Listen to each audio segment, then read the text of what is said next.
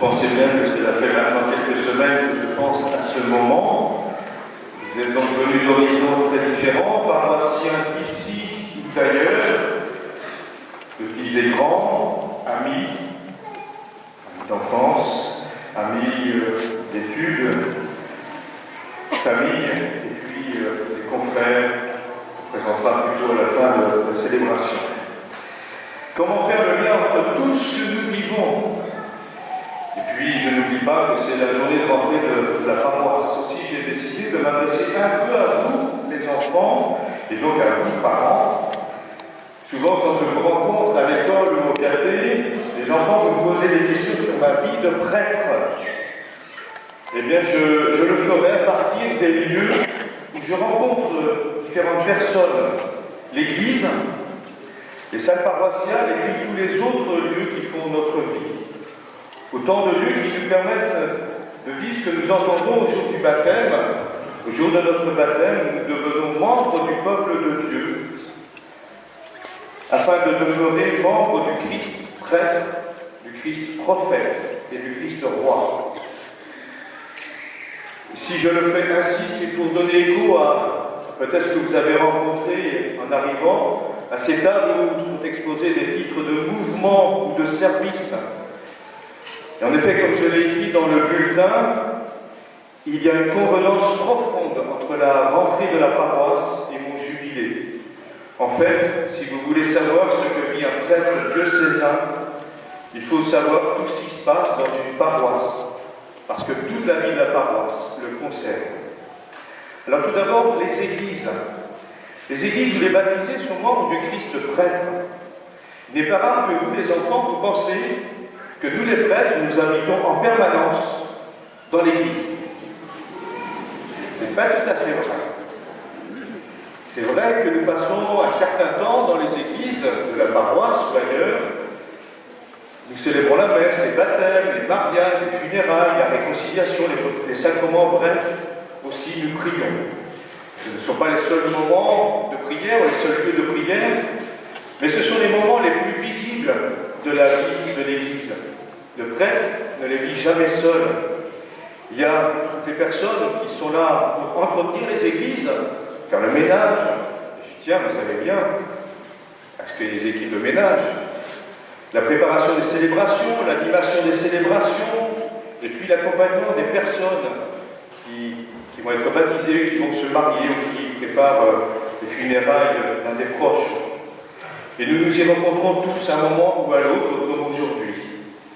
La mission du prêtre est d'aider chacun à réaliser sa vocation d'être membre d'un peuple de prêtres.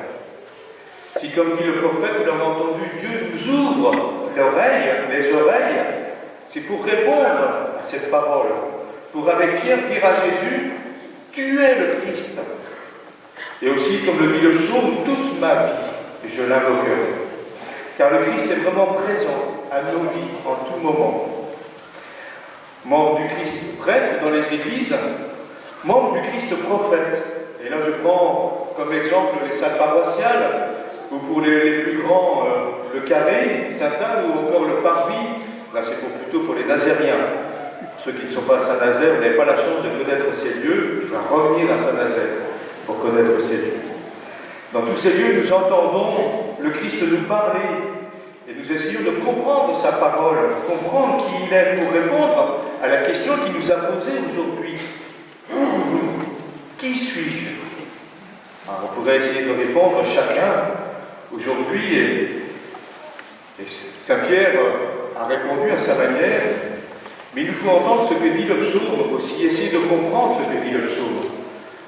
Le Seigneur est justice et pitié. Notre Dieu est tendresse.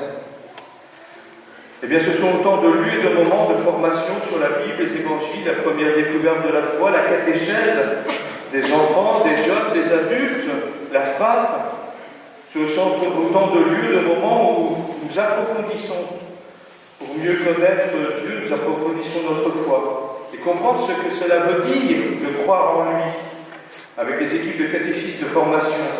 Et je n'oublie pas aussi que toutes les équipes de mouvement ou les services ont aussi leur moment d'écoute de la parole et de formation. Tous ont leur moment d'écoute de la parole et de formation, et c'est ça qui fonde véritablement notre service. J'ai parlé du Carré Sainte-Anne, qui est un lieu privilégié où se retrouvent les jeunes, mais aussi les mouvements et la mission ouvrière, ou d'autres mouvements pour voir comment concrètement vivre sa foi dans ce monde tel qu'il est. Car enfin, nous sommes membres du Christ prêtre, membres du Christ prophète, nous sommes membres du Christ roi. Voilà, vous suivez, ça arrive à la troisième partie, vous dites c'est bientôt fini. Voilà. Nous sommes membres du Christ roi, et je le traduis tout de suite, ça veut dire le Christ roi qui est aussi le serviteur. Il s'agit de servir avec le Christ. Partout, la bonne nouvelle de l'Évangile peut retentir et être vécue dans vos maisons, les appartements, lieux de travail ou les lieux de vie, de lycée. Et surtout, j'en suis témoin, c'est peut-être la grâce d'un prêtre, et surtout peut-être encore plus d'un curé, c'est d'être témoin de tout ce qui se vit, de tout ce que les chrétiens peuvent vivre avec d'autres, qui ne sont pas forcément chrétiens, dans les associations, dans lesquelles nombre d'entre vous êtes présents pour agir pour le bien de tous, pour un monde plus juste et plus fraternel. Et c'est sans doute l'aspect de la vie chrétienne et donc de la vie du prêtre qui est le moins connu parce que le moins visible. Nous sommes aussi en dialogue dans les lieux même des autres religions. Je vais par exemple, nous allons dans les temples protestants ou bien dans les mosquées avec les responsables religieux ici, nous dialoguons souvent avec les instances civiles. Et s'il y a un lieu qui incarne véritablement cette volonté de dialogue ici à Saint-Nazaire, c'est le Parvis. Il y aura une petite annonce sans doute faite pour le Parvis tout à l'heure. Si nous voulons mettre en pratique ainsi ce que dit Saint Jacques, c'est parce que, comme dit le psaume, le Seigneur défend les petits. C'est l'attention aux plus fragiles.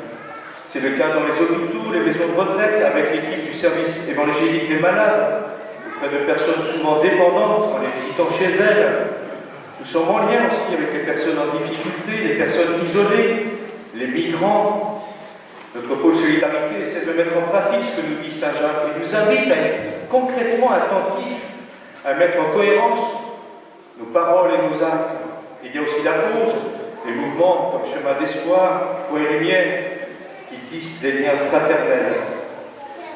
Toutes ces activités de notre paroisse, des paroisses, sont coordonnées par l'équipe d'animation paroissiale, un conseil économique en lien avec les autres paroisses voisines. Il y a des curés des paroisses voisines qui est là, avec d'autres prêtres, diacres, laïcs en mission ecclésiale. Nous essayons de faire que tous travaillent ensemble. Je n'ai pas voulu faire étalage de tout ce qui se vit en paroisse, mais c'était surtout pour rendre grâce. Rendre grâce à Dieu d'être témoin de toute cette vitalité chrétienne. Et encore, je n'ai pas tout détaillé, parce qu'il aurait fallu encore beaucoup plus de temps. Mais je suis heureux, profondément heureux, de partager cela avec vous. En entendant cela, qui peut dire que la foi chrétienne n'est pas réaliste? Elle l'est, à condition de garder la cohérence entre ce que nous entendons de Dieu, entre ce que nous célébrons et nous vivons. Il y a encore parfois le risque que Jésus pourrait nous dire, comme à Pierre, « Passe derrière moi, Satan. Tes pensées ne sont pas celles de Dieu. » Et ceci se produit malheureusement toutes les fois où se vit la division et le mal fait surtout envers les plus petits. Pour ma part, je demande pardon si j'ai pu vous blesser dans mon ministère. Alors, prêtres chrétiens, nous essayons de vivre comme membres du Christ prêtre, prophète et roi, comme les disciples envoyés par Jésus dans les villes et les villages. Le prêtre diocésain ne choisit pas où il va. Il est appelé là où son évêque l'envoie. J'étais déjà dans plusieurs villes et villages comme prêtre, mais surtout comme serviteur. Nous sommes de simples serviteurs. Nous n'avons fait que notre devoir. Mais certains serviteurs, certains que l'Esprit de Jésus nous devance. Il y a toujours des personnes qui veulent connaître le Christ, le découvrir, ou tout au moins entrer en dialogue. Et alors nous devons annoncer que Jésus-Christ, mort et ressuscité, nous sauve en nous rendant frères et sœurs les uns des autres. Ma prière en ce jour est bien celle de Marie. Mon âme exalte le Seigneur. Et vous l'avez compris, celle du psaume, parce qu'elle est la prière de Jésus, la prière de ses disciples. J'aime le Seigneur. J'étais faible, il m'a sauvé. Je marcherai en présence du Seigneur sur la terre des vivants. Amen.